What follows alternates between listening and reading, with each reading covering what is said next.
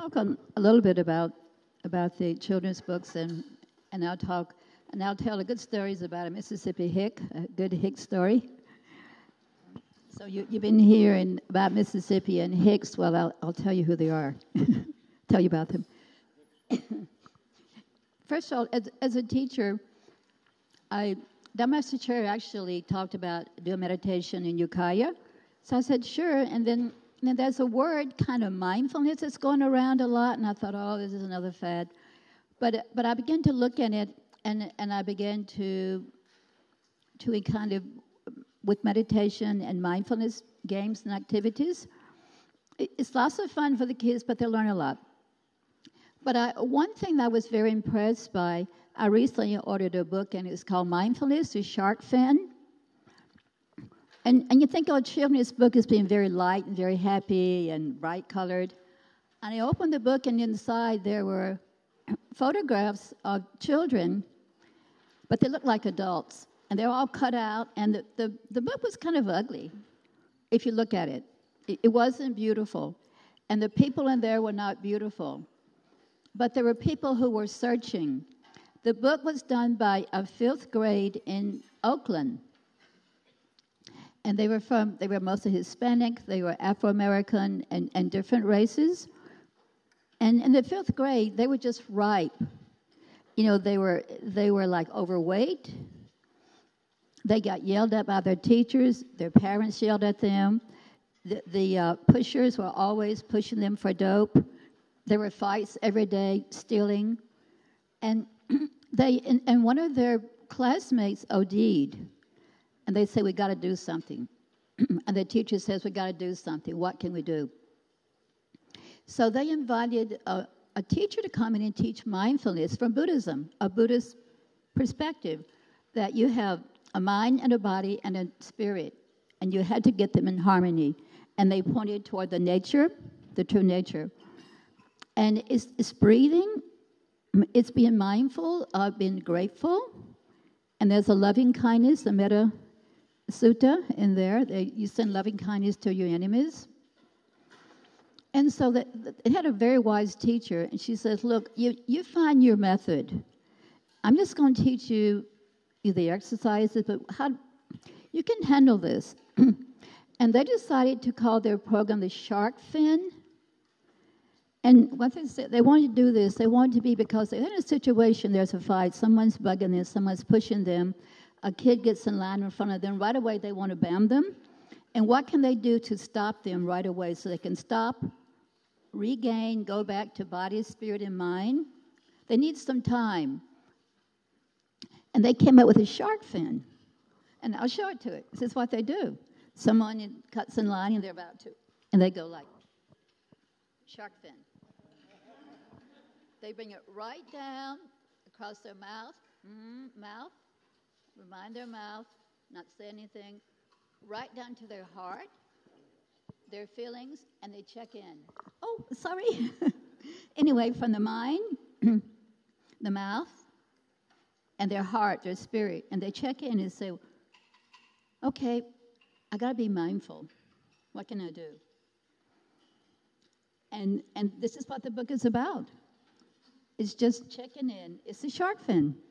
So I thought this was really, really wonderful, and I want to share this news with you because after hearing what we heard this morning, it's very dismal. So what can we do?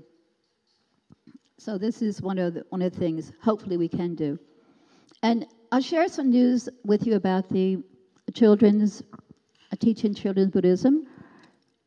I live at the Tower of Blessings with the elder, and there's a new medical person who was assigned to the same office with me, and she's a pharmacist, and she's a bhikshuni. And she said, you know what, I think we should do something for children. She said, if you do the writing, she said, I love to do websites. I'll do a website. I said, okay, we'll go for it. And we started working with this. We couldn't decide what to call it. Should we call it Buddhism for kids, Buddhism for children? And Dharma Master Chr said, don't use Buddhism for kids, use Buddhism for children. Remember that? But Dharma Master Chr of an elder nun, she said, look, I have a friend who's a marketing expert. And John Spiro. Ask him. He said he'll put it on the computer and he'll find out what's the best name. And it came up Buddhism for Kids. As a matter of fact. So, and so we started to work on it. And he says, what I want you to do, he says, I want you to do facts about Buddhism for kids. I said, okay. I looked on the net, and they're like pages and pages and pages and pages of facts, about Buddhism for kids. And I thought, well, how can I compete? But Jin, she's an expert. She's just very visual, and she did it. She put this whole program into visual. We have a lot of visuals, a lot of moving things, a lot of games. The way she designed it is really beautiful and really unique. And so we sent it back to John Spiro, and he was very impressed. He says, okay. He says, I'll get you on front page of Google. I go like, yeah, okay. He says, because this is good. This is really wonderful. And then I looked online and looked at everything for Buddhism for kids is a Theravada. There's nothing about Bodhisattvas. There's nothing about Buddhists. It's all about Shakyamuni Buddha and the Four Noble Truths. And I thought, Venerable Master very distinctly said America is the land of Bodhisattvas. The Bodhisattva's heart is here. And there wasn't any models for Mahayana. And so I'm still working. I'm still in the process of creating a website. So we're including all the four great Buddhas and all the great Bodhisattvas and the Mahayana. Many, many different teachings of Mahayana I think that are important for the kids. So I'm still working on that.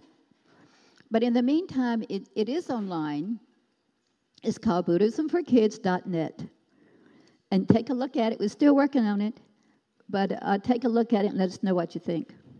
I think it's really, really wonderful. a lot of fun. And now we were talking about grandparents and about Mississippi. ISSIPP, ISSIM. So my grandparents go back to the days of slavery. On my father's side, there was a small plantation, and my grandparents had slaves. And it was a fact, and then there was a war, a terrible war, civil war. And at that time, the South lost, the North won, and my family lost their plantation, they lost their slaves, they were all freed. So the land was divided up. And so where I live is off the main road, and then it's off of another semi-main road, and then it's off again. But at least we were on the last road at the beginning. But over the years, there were boll weevils. Boll weevils is an animal that eats the cotton. My family grew cotton. You either grow cotton and corn, or you work on a riverboat. And my family were cotton farmers, and we raised cotton and corn and cane for molasses and tomatoes. It was our fare. But over the years, we began to lose our land, and finally we got to the point that we're way, way off the road, and we only have 80 acres of land. So my family, they were very poor. As a matter of fact, they were so poor. One winter, my grandfather became ill, and my grandmother could not cut wood. She could make fires, and she had a lot of children, so her nose burst in the wintertime. It was so cold and freezing. So this is the kind of life I came from, really, really hard life. And my grandmother was actually a teacher before she became married. But once she became married, she had children, and the land was poor, and we began to lose our land. And she wasn't able to teach anymore. And going to school was like for the, kind of for the pansies. Nobody went to school, hardly. If you did go to school, you only went during the winter time, but there's no work on the farm. And you couldn't go then because it's mostly rain. You had to walk to school. So there wasn't much schooling. My father didn't really go to school until he was probably about 14. And my grandmother, she had beautiful handwriting. She used to use a feather, like a goose feather, a quill. And she had the most beautiful handwriting. And she also had a veterinarian book. And so all of our neighbors were all Black Americans, and nobody, they were only doctors, and she was a doctor. She was like the healer. She grew herbs in the garden, and she had her veterinarian book. Somebody come and they have colic, or they have a problem, she just gets out the vet book and just kind of cuts the dosage down. And we had a rolling store. That's like a store that runs in the country, and they would sell salves, all kinds of different salves. So my grandma had a collection of salves. And what kind of store? Rolling store. Rolling. Rolling store with wheels. It's like a big truck, and it has a store on the back of it. And they come out in the country, and they stop, and they roll up the sides of it, and they roll on down the road to the next person. And they don't sell things because no people have money. They trade. So my grandmother would trade potatoes or milk or eggs for vanilla flavoring and for snuff. My grandmother.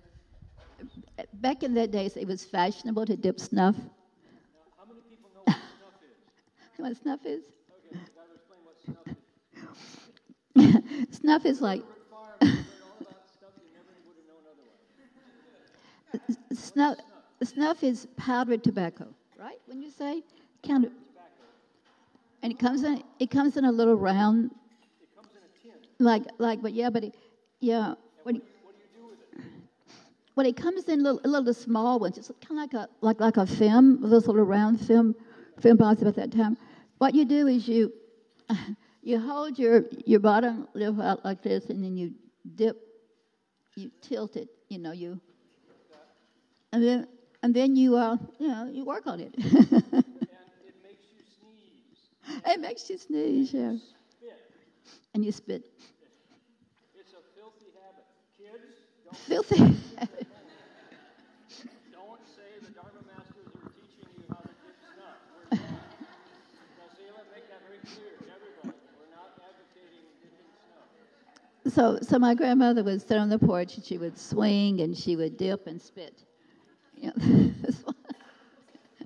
That's what people do. But she had a spinning wheel, and when the cotton would come in, she'd spin the cotton, and she'd make thread to men's sweaters and to men's socks.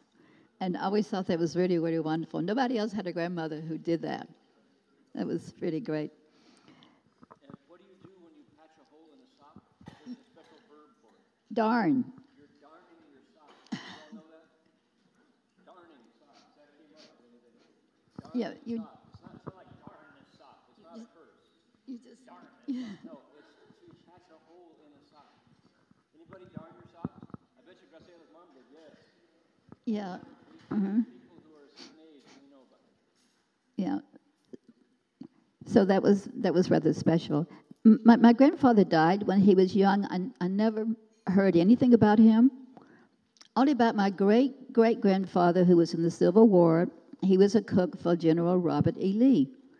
So Robert E. Lee was the general for the South. Yeah, a great man. He lost the war, but he was very admired. So one day my grandfather was cooking, and a shrapnel, a big iron ball, fell into the frying pan and hit him on the knee. So he was crippled. But he stayed in the military anyway. So whenever the war was over, nobody. It's over. It's just over. It's over like that. Where do you go? What do you do? So everybody started finding their way home, walking home with very little to eat, and walking days and days wherever battle you're at. You just stop, and there's no more war. You go home. So my grandfather came home, and my grandmother saw this man coming down the road. There weren't any men around at that time. They're all in the war or dead. And seeing someone coming all of a sudden out of the was like, and so she got the shotgun out, and all the kids got under the house. They all hid. It's true. A woman, she had to take over. He got closer and closer, and he had a beard. He was like ragged. He was covered with, black teeth, because they had no nutrition, no oranges for vitamin C. And so here he was, he came, and my grandmother recognized him, and she saw who it was. And they were so happy to see each other. He was alive, and he says, "Where are the kids?" Well, they were in the house shaking because they couldn't see what was going on. They thought, grandmother, maybe he's already killed her. What's going on? And she says, "Well, they're hiding from you because you scared them." He had a great sense of humor. All of my family does. And he started laughing. He said, that's just like kids, isn't it? And he was chuckling, and they all recognized his chuckle. They recognized his laughter, and they all came out. And they were very happy to see my grandfather home. It's a great, I guess it's a great-grandfather, right? Yeah, we're going back 1865. We're going back a long time. Great-grandfather. So I'll tell you just one more quick story about my father, because my father was an amazing person. He went to school, and he was put in the 5th grade because he was big. That's the way it was. They had maybe 6 grades, and he got in the 5th grade, and he just finally got to go to school. He didn't want to go to school because he liked to work, and he liked to hang out and play, and he had a friend. My father was skinny and tall, and his friend was big and short. I used to go around and sing music and tell jokes. They'd go to people's house and joke, and they were having fun, and they got a little money once in a while. They were really living high. But my grandmother insisted that he go to school. He didn't want to go, but he went anyway. And it was plowing time, but his father could take care of the plowing. So he went to school, and maybe it was his 3rd day of school. He hadn't even learned to read or to write his name in his 5th grade. And there was someone came, a relative, a neighbor came and says his name was, they called him Mutt. They said, "Mutt, your pa died. Pa just died." And so my father, Mutt, just put his books down, and he walked out, and he went. And the women were washing his father, and the mule and the plow was down in the field, just standing there in the hot sun. His father just died. Wasn't too far from the school, just standing there in the hot sun, and my father just went up and grabbed the reins and started plowing the field and finished the work before he went in to see his father. And he's always like that. His whole life, he was always on time for everything, and he always worked real, really hard. He raised, there was 7 of us, 7 kids, plus all the cousins that didn't go to Flint, Michigan, ones who stayed behind to finish school. Because that time there was, the cotton fields were over with. So all the industry went to Flint, Michigan, where they're building automobiles, and all my cousins and uncles and aunts, they all went to Flint, Michigan. My father's the only one who wouldn't go, and I always wanted to go to Flint, but nothing there right now. So anyway, that's just a little bit about life in Mississippi. Amitofo.